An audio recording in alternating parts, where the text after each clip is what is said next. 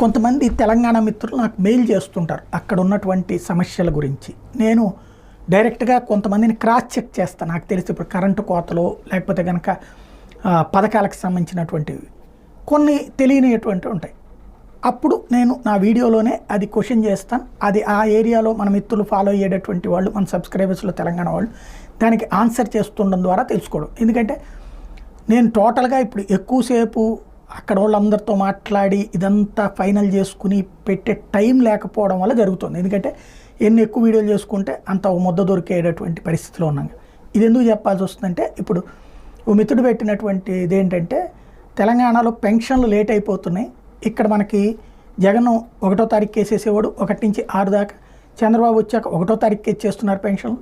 జగన్ ఏడాదికి 250 రూపాయలు చొప్పున పెంచి 5 ఏళ్లలో 1000 రూపాయలు పెంచితే చంద్రబాబు వచ్చాక ఒకేసారి 1000 రూపాయలు పెంచేశారు. ఒక్క రోజులోనే మొత్తం ఇచ్చేస్తున్నారు. ఇదంతా నడుస్తుంది.